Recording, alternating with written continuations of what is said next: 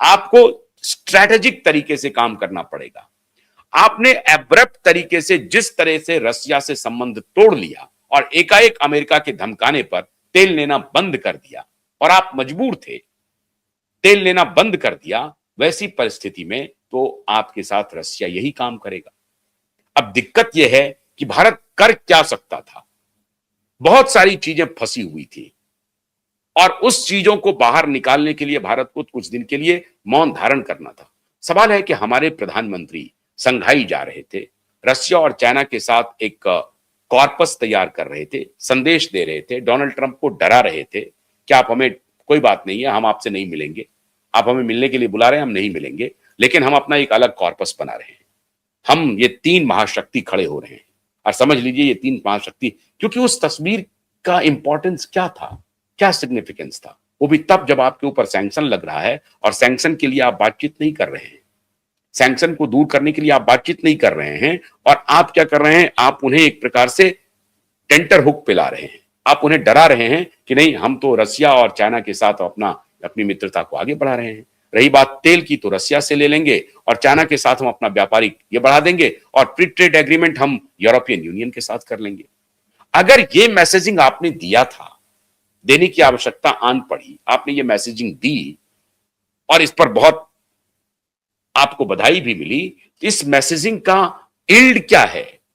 फिर आपके साथ रसिया ऐसा बर्ताव क्यों कर रहा है?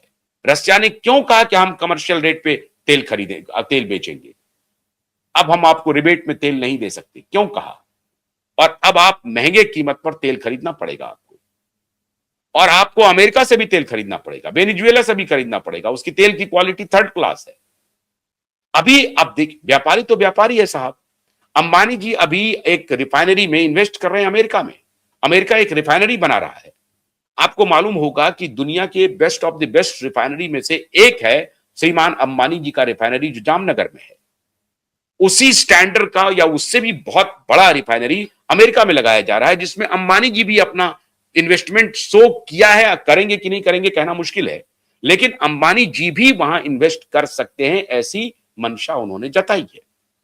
अब मित्रों, सवाल यह है कि रसिया जो हमारा एक डिपेंडेबल अलाय था, वो भी हमसे दूरी बना रहा है, और दूरी इस तरह से नहीं बना लिया, वो ये नहीं कह रहा है कि हम आपको तेल नहीं देंगे, तेल तो बेचेगा ही बेचेगा, तेल नहीं बेचने से तो उनको नुकसान होगा, लेकिन प्रथम दृष्टिया उन्होंने कहा कि नहीं, अब हमारे आपके बीच में कमर्शियल टर्म्स होंगे, मतलब रिश्ते में थोड़ी खटास आ गई।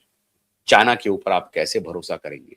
चाइना कब कैसे आपको दगा देगा? हालांकि इस परिस्थिति में चाइना ही आपके साथ खड़ा है। अभी चाइना ने अभी आपको कहा कि आप इंडिपेंडेंस डे के ऊपर, कि भाई आप बड़ी इंडिपेंडेंस नहीं, गणतंत्र दिवस के ऊपर आपको बधाई दी। ऐसा पहले कभी बधाई नहीं दिया था चाइना ने, देता था बधाई, लेकिन इस तरह की इस भाषा का प्रयोग किया चाइना ने। मतलब चाइना अपने तरफ से आपके साथ हाथ बढ़ाना चाहता है, और अमेरिका भारत में आकर के कह जाता है कि जो गलती हमने चाइना के साथ की वो भारत के साथ नहीं करेंगे। इनकी इतनी हिम्मत कैसे हो रही है?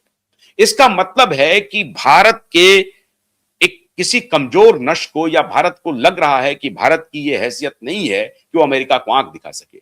मैं हैरान हूं कि कारगिल वॉर के बाद भारत के ऊपर सैंक्शन लगा था, और जो न्यूक्लियर टेस्ट किया था वाजपेयी जी ने, सैंक्शन लगा, उन्होंने कहा लगने दीजिए। और जब अमेरिका ने धमकाया कि आप कारगिल वॉर ये खत्म कर दीजिए, बंद कर दीजिए, तो उन्होंने कहा कि देखिए साहब, आप धमकी मत की, वरना बहुत, वो न्यूक्लियर बोला कि न्यूक्लियर बम देखने के लिए पाकिस्तान बच्चे कल का सूरज नहीं देखेगा। This was the word of prime minister Atal Bihari Vajpayee on telephone. साफ साफ कह दिया श्रीमान क्लिंटन जी को कि कल का सूरज पाकिस्तान नहीं देखेगा। अगर पाकिस्तान हमें धमकी दे रहा है और आप मीडिएशन करने की कोशिश कर रहे हैं, तो कह दीजिए पाकिस्तान को कि कल का सूरज पाकिस्तान नहीं देखेगा। इसको कहते हैं दम। बड़े कवि हृदय थे वाजपेयी, लेकिन फौलादी मंशा थी, चट्टानी मंशा थी। मैं हैरान हूं, हमारे प्रधानमंत्री 56 इंच के कह रहे हैं, अब प्रधानमंत्री को इतना अपमानित कर रहा है अमेरिका। इतना कैसे अपमानित कर सकता है? तो खैर, मुझे यह लग रहा है मित्रों कि प्रधानमंत्री की कुर्सी के पीछे अमेरिका पड़ा हुआ है। अमेरिका चाहता है कि भारत को इस स्थिति में ला दिया जाए जहां लोग प्रधानमंत्री की आलोचना करने लगे, और ये स्थिति ऐसी नहीं है।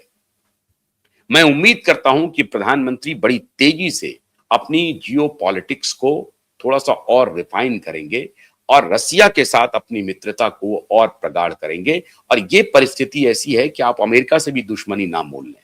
अमेरिका खुद ही दिवालिया होने के कगार पे जा रहा है। अगर ईरान ने एस्केलेट कर दिया इस युद्ध को, तो आप मान के चलिए कि अमेरिका की हालत नेस्त नाबूद होने वाली है।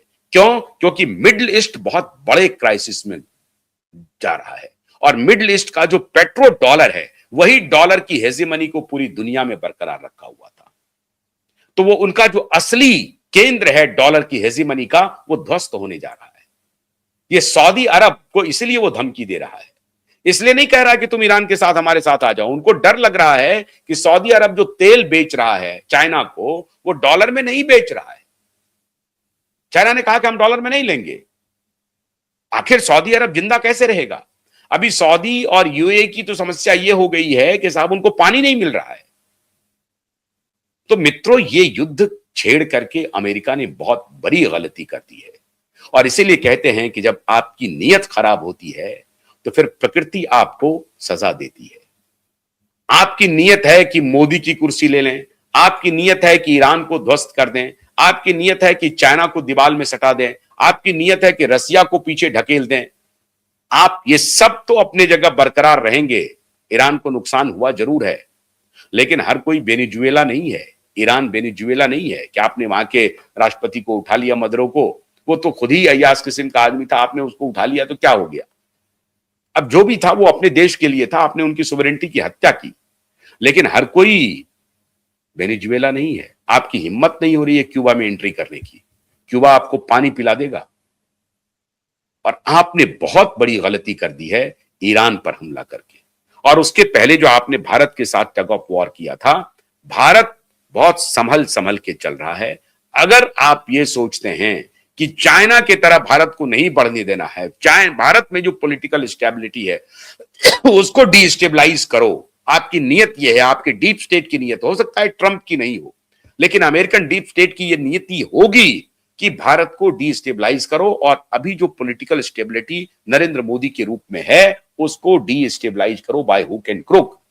तो हो सकता है कि यहां एलपीजी का क्राइसिस कर दो, गैस का क्राइसिस कर दो, तेल का क्राइसिस कर दो। तो भारत को बड़े फूक फूक करके चलना पड़ेगा। लेकिन उनकी कोशिश जरूर है मोदी की कुर्सी, ये ध्यान रखिए।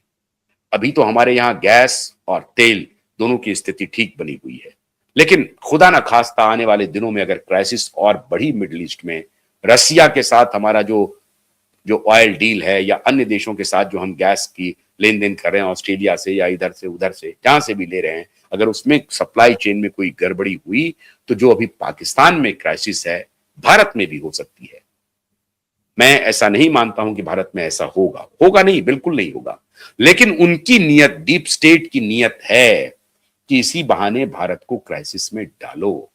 भारत क्राइसिस में डलेगा नहीं, अकेला ईरान ही आपके छक्के छोड़ा देगा। और ट्रंप साहब, आप दिवालिया होने के कगार पर हैं। तो मोदी की कुर्सी भूल जाइए।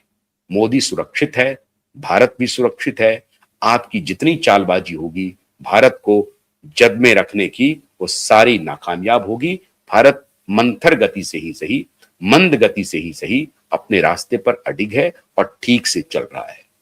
तत्काल तो भारत की डिप्लोमेसी ठीक चल रही है और अब भारत को यह समझ लेना चाहिए कौन दोस्त है और कौन दुश्मन है।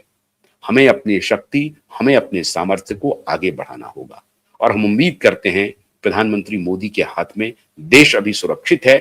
और अगर प्रधानमंत्री अभी पूरे देश को अपने देश के प्रधानमंत्री के साथ खड़ा होना चाहिए, क्योंकि ये बेहद क्राइसिस का वक्त है। बहुत बहुत शुक्रिया, नमस्कार।